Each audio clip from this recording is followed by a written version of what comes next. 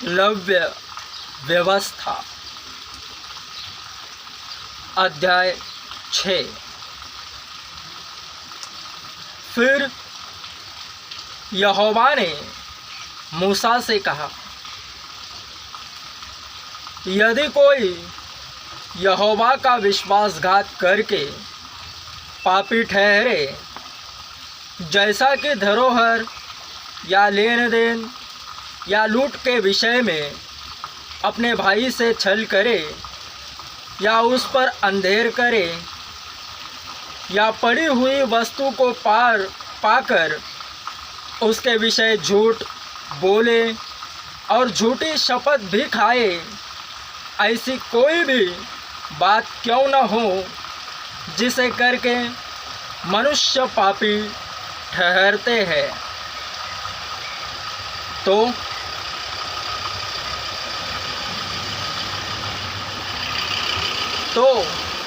जब वह ऐसा काम करके दोषी हो जाए, तब जो भी वस्तु उसने लूट या अंधेर करके या धरोहर या पड़ी पाई हो, चाहे कोई भी वस्तु क्यों न हो, जिसके विषय में उसने झूठी शपथ खाई हो, तो वह उसको पूरा पूरा लौटा दे और 5वां भाग भी बढ़ाकर भर दे। जिस दिन यह मालूम हो कि वह दोषी है, उसी दिन वह उस वस्तु को उसके स्वामी को लौटा दे और वह यहोवा के सम्मुख अपना दोष बलि भी ले आए, अर्थात एक निर्दोष मेढ़ा दोष बलि के लिए याजक के पास ले आए। वह उतने ही दाम का हो जितना याजक ठहराए। इस प्रकार याजक उसके लिए यहोवा के सामने प्रायश्चित करे और जिस काम को करके वह दोषी हो गया है, उसकी क्षमा उसे मिलेगी। भांति भांति के बलिदानों की विधि होम बलि।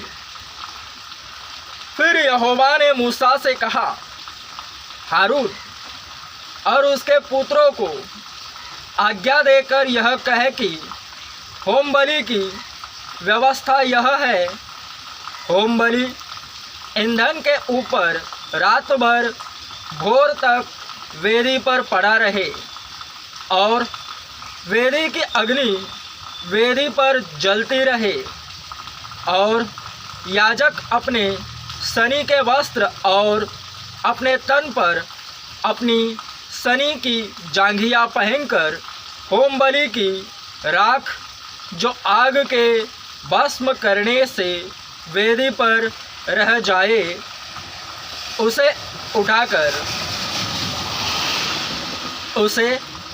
उठाकर वेदी के पास रखे। तब वह अपने ये वस्त्र उतारकर दूसरे वस्त्र पहनकर राख को छावनी से बाहर किसी शुद्ध स्थान पर ले जाए। वेदी पर अग्नि जलती रहे और कभी बुझने न पाए और याजक प्रतिदिन भोर को उस पर लकड़ियाँ जलाकर होम बलि के टुकड़ों को उसके ऊपर सजाकर धर दे और उसके ऊपर मेलबलियों की चर्बी को जलाया करे। वेदी पर आग लगातार जलती रहे, वह कभी बुझने न पाए। अन्न बलि की व्यवस्था इस प्रकार है। हारून के पुत्र उसको वेदी के आगे यहोवा के समीप ले आए और वह अन्न बलि के तेल मिले हुए मैदे में से मुट्ठी भर और उस पर का सब लोबान उठाकर अन्न बलि के स्मरणार्थ इस भाग को यहोवा के सम्मुख सुखदायक सुगंध के लिए वेदी पर जलाए, और उसमें से जो शेष रह जाए उसे हारून और उसके पुत्र खाए। वह बिना खमीर पवित्र स्थान में खाया जाए, अर्थात वे मिलाप वाले तंबू के आंगन में उसे खाए। वह खमीर के साथ पकाया न जाए, क्योंकि मैंने अपने हव्य में से उनको उनका निज भाग होने के लिए उन्हें दिया है। इसलिए जैसा पाप बलि और दोष बलि परम पवित्र है, वैसा ही वह भी है। हारून के वंश के सब पुरुष उसमें से खा सकते हैं। तुम्हारी पीढ़ी पीढ़ी में यहोवा के हवनों में से यह उनका भाग सदैव बना रहेगा। जो कोई उन हवनों को छुए वह पवित्र ठहरेगा। फिर यहोवा ने मूसा से कहा, जिस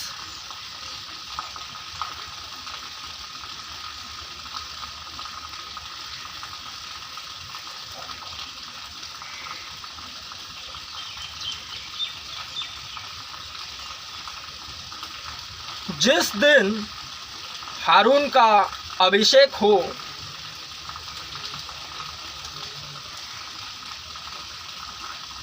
जिस दिन हारून का अभिषेक हो, उस दिन को वह अपने पुत्रों के साथ यहोवा को यह चढ़ावा चढ़ाए, अर्थात एपा का 10वां भाग मैदा नित्य अन्न बलि में चढ़ाए। उसमें से आधा भोर को और आधा संध्या के समय चढ़ाए। वह तवे पर तेल लेके साथ पकाया जाए। जब वह तेल से तर हो जाए तब उससे ले आना। इस अन्न बलि के पके हुए टुकड़े यहोवा के सुखदायक सुगंध के लिए चढ़ाना। हारून के पुत्रों में से जो भी उस याजक पद पर अभिषिक्त होगा, वह भी उसी प्रकार चढ़ावा चढ़ाया करे। यह विधि सदा के लिए है कि यहोवा के सम्मुख वह संपूर्ण चढ़ावा जलाया जाए। याजक के संपूर्ण अन्न बलि भी सब जलाए जाए, वह कभी न खाया जाए। पाप बलि। फिर यहोवा ने मूसा से कहा, हारून और उसके पुत्रों से यह कह कि पाप बलि की व्यवस्था यह है, जिस स्थान में होम बलि पशु वध किया जाता है, उसी में पाप बलि पशु भी यहोवा के सम्मुख बलि किया जाए। वह परम पवित्र है। जो याजक पाप बलि चढ़ावे वह उसे खाए। वह पवित्र स्थान में अर्थात मिलाप वाले तंबू के आंगन में खाया जाए।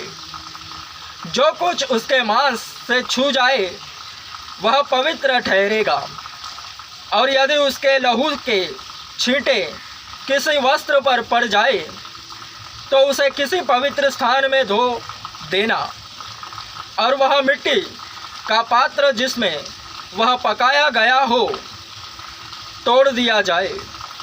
यदि वह पीतल के पात्र में उबाला गया हो तो वह मांजा जाए और जल से धो लिया जाए। याजकों में से सब पुरुष उसे खा सकते हैं, वह परम पवित्र है। पर जिस पाप बलि पशु के लहू में से कुछ भी लहू मिलाप वाले तंबू के भीतर पवित्र स्थान में प्रायश्चित करने को पहुंचाया जाए, उसका मांस कभी न खाया जाए। वह आग में जला दिया जाए।